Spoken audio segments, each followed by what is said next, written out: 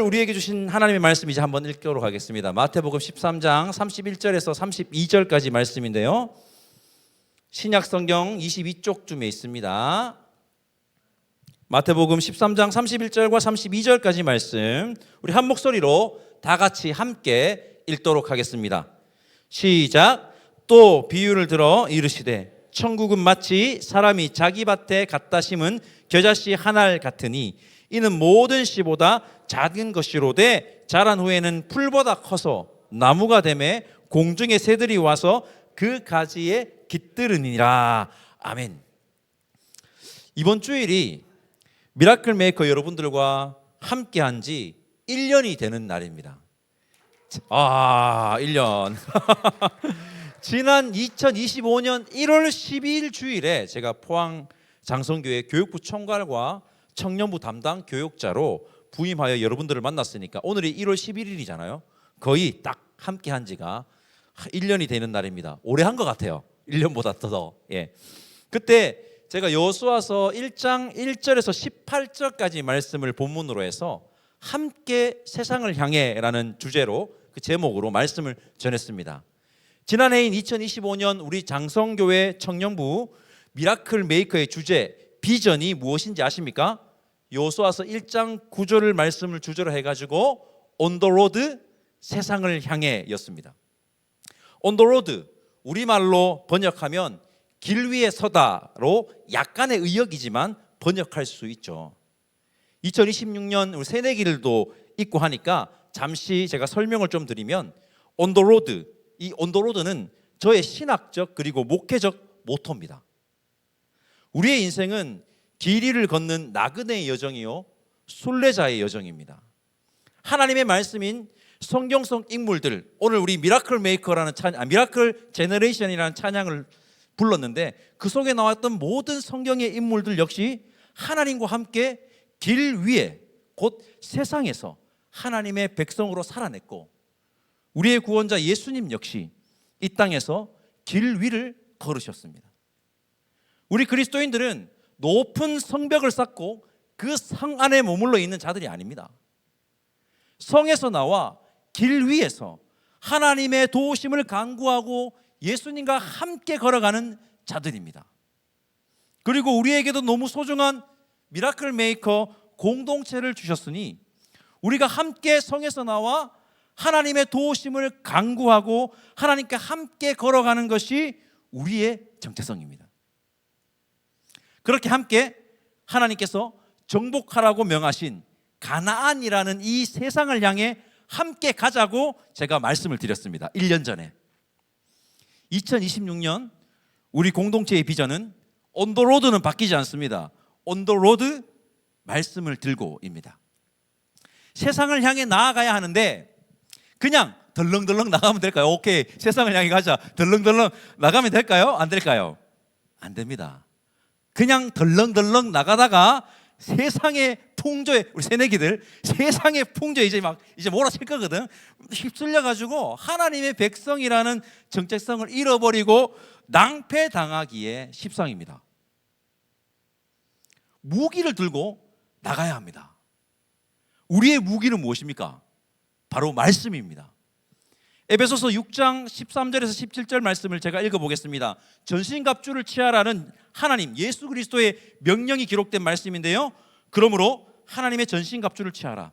이는 악한 날에 너희가 능히 대적하고 모든 일을 행한 후에 서기 위함이라. 그런즉 서서 진리로 너희 허리띠를 띠고 의의 호신경을 붙이고 평안의 복음이 준비된 한 것으로 신을 신고 모든 것 위에 믿음의 방패를 가지고 이로써 능히 악한 자의 모든 불화살을 소멸하고 구원의 투구와 성령의 검 곧 하나님의 말씀을 가지라. 아멘. 전신갑주 중에 유일한 무기가 있죠. 17절 성령의 검 곧 하나님의 말씀을 가지라. 성령의 검이고요, 성령의 검이 바로 하나님의 말씀입니다. 우리 미라클 메이커 지체들 모두가 우리에 있는 유일한 무기, 이 말씀을 들고 세상을 향해 나아가기를 소망하는 마음을 담아서 오늘 함께 본문을 살펴보았으면 좋겠는데요, 오늘 우리에게 주신 말씀, 비유의 말씀인데 다시 한 번 더 우리 함께 읽어볼까요? 마태복음 13장 31절 32절입니다. 또 비유를 들어 이르시되 천국은 마치 사람이 자기 밭에 갖다 심은 겨자씨 한 알 같으니 이는 모든 씨보다 작은 것이로되 자란 후에는 풀보다 커서 나무가 되매 공중의 새들이 와서 그 가지에 깃들으니라. 아멘. 오늘 본문은요, 비유입니다. 비유는요, 예수님의 독특한 가르침입니다. 그리고 예수님의 가르침인 이 비유의 주제는요, 명확합니다. 비유의 주제는 하나님 나라입니다. 하나님의 나라. 비유는 반드시 하나님 나라라는 이 주제로 해석을 해야 됩니다. 자기 멋대로 해석하는 사람들이 있죠. 이거 가지고 장난을 칩니다. 이 비유는요, 하나님 나라라는 주제로 반드시 해석해야 합니다. 여러분은 하나님 나라, 마태복음에서는요, 천국이라고 합니다. 이 천국을 무엇이라고 생각합니까? 천국은 보통 예수님을 믿는 사람이 죽으면 가는 나라. 그곳은 뭐가 쫙 깔려있죠? 황금길이 깔린 곳이라고 말하는데, 이것은 하나님 나라에 대해서 한 10% 미만으로 인식하는 수준입니다. 천국, 하나님 나라는 예수님을 믿는 사람이 죽어야만 가는 나라가 아니라 우리가 이 땅을 살아가면서 이루어 가야 할 나라입니다. 오늘도 찬양했잖아요, 마지막에. 그렇게 가자고, 그렇게 이루자고. 그리고 하나님 나라에 황금길이 쫙 깔려 있다면 그것은 더 이상 뭐가 아닙니까? 황금이 아닙니다. 그냥 노란색 돌입니다. 노란색 돌 불과한 겁니다. 물론 하나님 나라는 세상의 어떠한 가치와 영광보다 더 큰 가치와 영광이 둘린 곳이라는 뜻이라는 걸 압니다. 하나님 나라에 대해서 정의를 내린 것 중에 가장 좋은 정의는 이겁니다. 이것 말고 다른 답을 제가 아직까지 못 찾았어요. 가장 좋은 정의, 여러분들 다들 들어보셨을 겁니다. 하나님이 통치하시는 나라. 여러분, 예수님이 이 땅에 다시 오시는 그날 하나님 나라는 반드시 완성될 것입니다. 저는 믿습니다. 믿으십니까? 또한 우리의 삶의 자리에서 우리가 하나님의 통치를 받으며 살아간다면 그곳이 천국, 하나님 나라가 될 것이며, 우리는 파편적이겠지만 이 세상에 하나님 나라를 보여주고 증거할 수 있습니다. 이것이 우리의 사명입니다. 마커스 찬양 중에 제가 좋아하는 찬양이 있습니다. 그가 다스리는 그의 나라에서라는 찬양입니다. 참 가사가 신학적입니다. 그리고 말씀적입니다. 그 찬양의 가사에 이런 가사가 있죠. 이미 왔으나 아직 오지 않은 지금 여기 임한 그 나라, 지금 이루어가고 앞으로 이루어갈 평화의 나라, 하나님 나라. 저는 이 찬양의 가사가 하나님 나라를 아주 정확하게 설명하고 있다고 봅니다. 사랑하는 우리 미라클 메이커 공동체들이 각자의 삶의 자리에서 하나님 나라를 이루어가기를, 보여주기를, 그리고 증거하기를 소망합니다. 오늘 함께 읽은 이 비유의 말씀 속에 여러분 아이러니가 있습니다. 비유는 그렇습니다. 비유는요, 좀 약간 옆으로 훅 치는 게 있습니다. 옆으로 훅을 팍 칩니다. 이런 게 있거든요. 아이러니가 있고 이상한 점이 있습니다. 그 아이러니는 우리에게 강력한 메시지를 던집니다. 미라클 메이커 여러분, 오늘 본문을 읽으면서 이상한 점을 발견하지 못했습니까? 오늘 본문은요, 누가복음 13장 18절과 19절에도 기록되어 있는데요, 누가복음 13장 18절과 19절을 읽어보면 이상한 점이 딱 도드러집니다. 제가 읽어볼 테니까 뭐가 이상한지 한번 찾아보시기 바랍니다. 그러므로 예수께서 이르시되 하나님의 나라가 무엇과 같을까? 내가 무엇으로 비교할까? 마치 사람이 자기 채소밭에 갖다 심은 겨자씨 한 알 같으니 자라 나무가 되어 공중의 새들이 그 가지에 깃들었느니라. 아멘. 이상한 점 발견하셨습니까? 제가 각 강조해가지고 힌트를 드렸는데, 땡. 채소밭에 겨자씨를 가져다가 심었다고 합니다. 맞죠? 제가 발견한 첫 번째 이상한 점은요, 밭에 왜 겨자씨를 심지라는 것입니다. 자, 누가복음에 따르면 채소밭에 왜 겨자씨를 심지? 밭에 겨자씨를 심는 거는요, 조금 이상한 행동입니다. 여러분, 채소밭에 무엇을 심어야 할까요? 채소를 심는 게 맞습니다. 그런데 멀쩡한 채소밭에 싹이 자라나면 뭐가 된다고요? 나무가 돼요. 자라가지고 엄청나게 막 자라가지고 나무가 되어버리는 이 겨자씨를 심었습니다. 근데 그게 천국이래요. 채소밭에 자라서 나무가 되는 것을 심는 것은 이상한 행동입니다. 제가 너무 예민하게 반응하는 겁니까? 한번 생각해 보십시오. 요즘은 도시에서 생활을 해도 도시 근교에 텃밭을 가지고 계신 분들이 꽤 있죠. 여러분들이 채소밭을 가지고 있으면 거기다가 무엇을 심겠습니까? 이해를 돕기 위해서 제가 한국식으로 이야기하겠습니다. 상추도 심어가지고 가져다가 팔고, 대파도 심어가지고 가져다가 팔고, 양파도 포도도 심어서 가서 팔고, 예. 아니면 아예 그 최신 농법을 공부해가지고 막 파프리카 막 이런 거 아주 고수익 나는 거 딱 공부해가지고 수익성이 좋은 이 고급 채소들을 농작물을 심어가지고 팔아서 이윤을 남겨야 하는 건 아닙니까? 밭이잖아요. 아니면 자기가 먹든지 웰빙의 삶을 사는 겁니다. 유기농으로. 무기농입니까? 모르겠다. 예. 오늘 말씀에는요 또 하나의 논란이 있습니다. 겨자씨는 여러분 인터넷에 딱 검색을 하면요 겨자씨는 십자화과 1년생 초봉식물이라고 되어 있습니다. 즉 이 겨자나무는요 원래는 나무가 아니라 겨자는 1년생 나물가입니다. 대략 1m 정도에서 크게 자라나는 거는요 3m까지 자란답니다. 나물가 치고는 꽤 크게 자랍니다. 그래서 겨자씨가 자라면 작은 나무처럼 나무만큼 커서 나무라고 표현한 것이라고 말하는 신학자들이 꽤 많이 있고 대부분의 신학자들이 이렇게 말씀을 해석을 합니다. 근데 이런 거 중요하지 않습니다. 반대 의견도 제가 얘기할게요. 반대 의견도 있어요. 오늘 본문을 보면요 분명히 뭐라고 된다고 되어 있습니까? 나무가 된다고 했어요. 나무에 해당하는 이 헬라어가 덴드론인데 의심의 여지 없이 그 뜻은 그냥 나무입니다. 누가복음에도 똑같은 헬라어 단어 덴드론을 씁니다. 오늘 본문에 풀이라는 표현도 나오죠. 풀이라는 표현 나오는데 이 풀이라는 표현이 32절에 나오는데 풀로 번역한 헬라어는요 라카논입니다. 다릅니다. 그래서 겨자를 풀로 보지 않고 말 그대로 나무가 맞아라고 주장하는 신학자들도 있어요. 이거는 뭐 그냥 제가 여담으로 한번 말씀드렸고 뭐가 맞는지 모르겠지만 중요한 것은 이 작고 작은 겨자씨에 나온 것이 나무만큼 커진다는 겁니다. 나무만큼. 그리고 겨자씨에 밭에 겨자씨를 심는 것은 조금 이상하다는 겁니다.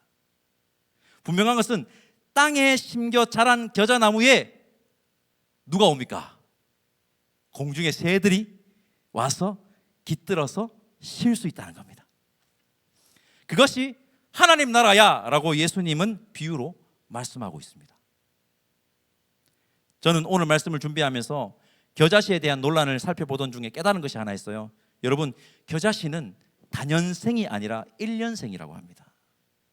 겨자는 나무만큼 크지만 나무처럼 매년 막 자라는 그 다년생이 아니라 길게 사는 것이 아니라 짧은 인생을 살아간다는 겁니다. 1년생.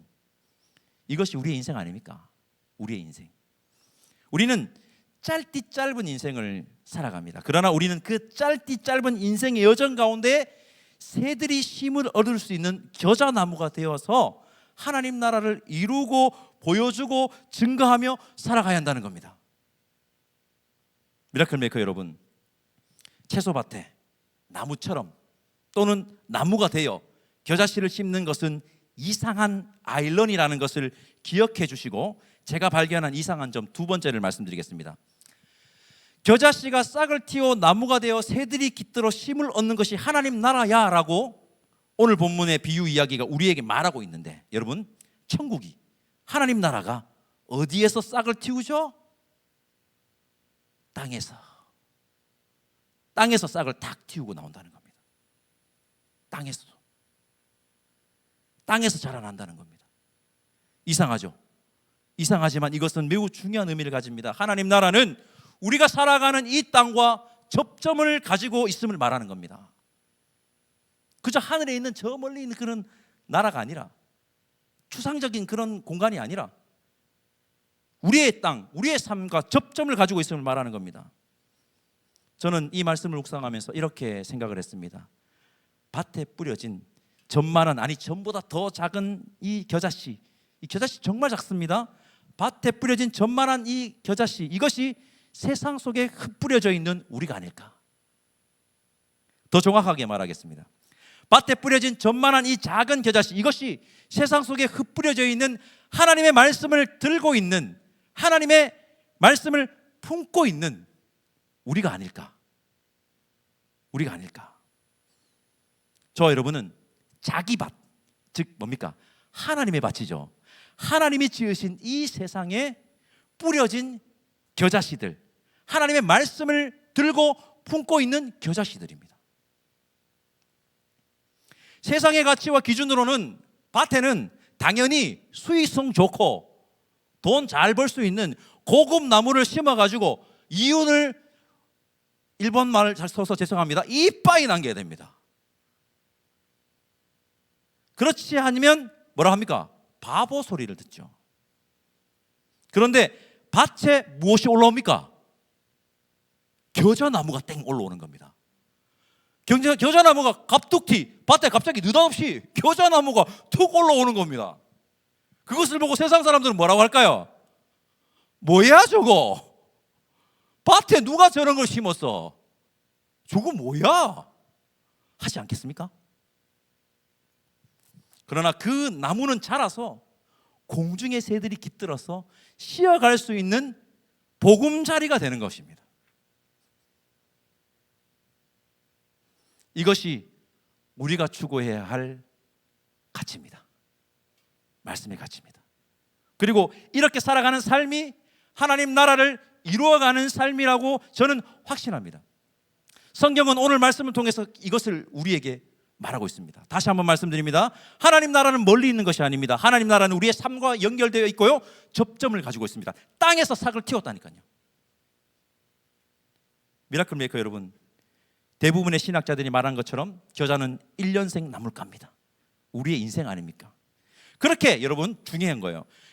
그렇게 수많은 겨자나무들이 올라왔다가 사라졌다가 올라왔다가 사라졌다가 반복하면서 하나님 나라는 일어나고 그렇게 하나님 나라는 점점 이 땅에 임할 겁니다. 그리고 주님 다시 오시는 그날 하나님 나라는 완성될 것입니다. 이것을 믿는 것이 우리입니다. 그리스도인입니다. 가슴이 뜨거워져야 됩니다.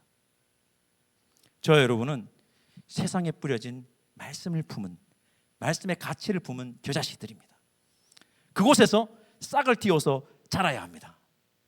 말씀을 들고 나가면, 말씀의 가치대로 살아가려고 애쓰면 손가락질 받을지 모릅니다. 뭐 저런 게 나왔어?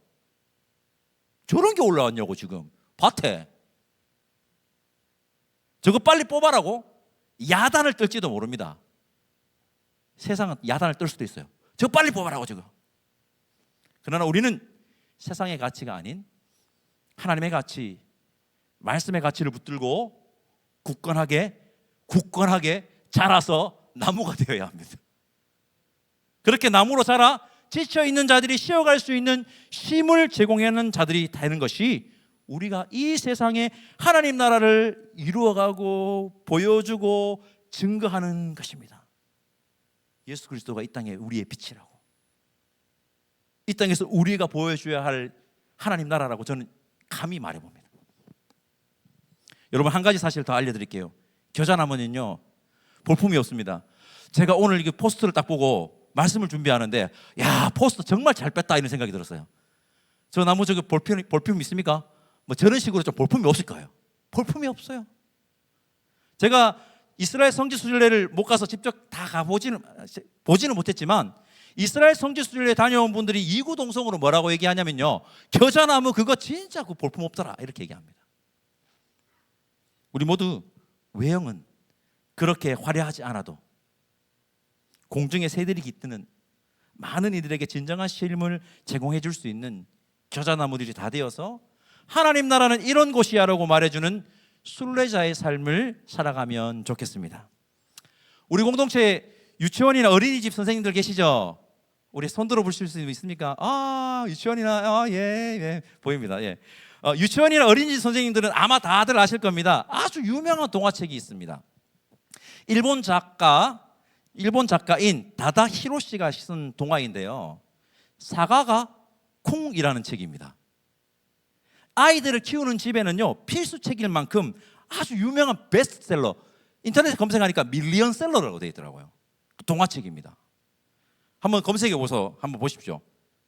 저는 오늘 말씀을 묵상하는데 우리 아이들에게 어렸을 때 읽어주었던 이 사과가 쿵이라는 책 아세요?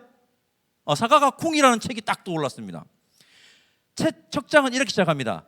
커다란 사과가 쿵 이렇게 되어 있습니다. 사과가 떨어진 거죠. 동화의 내용은 이래요. 커다란 사과 하나가 땅에 떨어집니다. 이 사과가 얼마나 컸으면 먼저 두더지가 와가지고 싹싹싹 먹어요. 그리고 다음은 개미들이 막 와요. 개미들이 줄져서 쪼가가지고 약간 먹습니다. 그 다음은 나비와 애벌레가 와가지고 쪽쪽쪽쪽 먹습니다. 그 다음은 다람쥐, 토끼, 돼지가 와서 막 냠냠냠 먹어요. 얼마나 크면은. 예. 그리고 난 다음에 너구리, 여우가 와가지고 막 오싹오싹오싹 먹어요.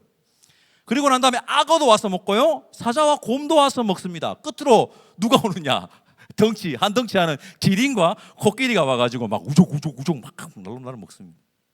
그렇게 모두가 다 배부르게 먹었는데 갑자기 비가 휘 내립니다. 함께 사과를 먹는 동물들은요 다 먹은 사과 속으로, 사과 먹으면 이렇게 우산처럼 되잖아요. 이렇게 다 먹어서 사과 속으로 탁 들어가서 비를 피하고요 막 웃고 있는 것으로 동화가 딱 끝이 납니다. 이 책을 읽으면서 여러분 제가 감동한 것은 먼저 작은 동물들부터 와서 먹었다는 것입니다. 먹고 있다는 겁니다. 힘이 센 사자나 곰이, 아니 덩치가 큰 이 코끼리가 와가지고 야 내가 먼저 먹을게 하면서 먼저 와가지고 확 먹은 것이 아니라 덩치가 아주 작은 개미나 나비, 두더지들이 먼저 와서 먹었다는 겁니다. 만약에 힘이 센 덩치 큰 녀석들이 와가지고 먼저 막 확 먹었다면 사과가 남아남는 게 없었을 겁니다. 그리고 갑자기 비가 내리자 모두 사과 우산 속으로 들어가서 함께 비를 피한다는 것이었습니다. 이것이 우리가 이 땅에 보여줘야 할 하나님 나라의 모습은 아니겠습니까? 이 작가가 제가 기독교인인지는 알 수가 없었어요. 검색을 해봤는데 안 나오더라고요. 기독교인지는 알 수 없으나 이 동화 속에 남긴 나눔과 이 평화의 정서는 이 성경이 말하는 하나님 나라와 너무 닮아 있습니다. 저는 이 동화의 모습 속에서 하나님 나라의 모형을 보는 것 같았습니다. 평화의 나라. 그리스도인이라고 하는 우리의 삶의 가치는 어떻습니까? 하나님 나라는 멀리 있지 않습니다. 우리의 삶과 연결점을 가지고 있습니다. 우리는 우리의 각자의 삶에서 하나님 나라를 보여주어야 합니다.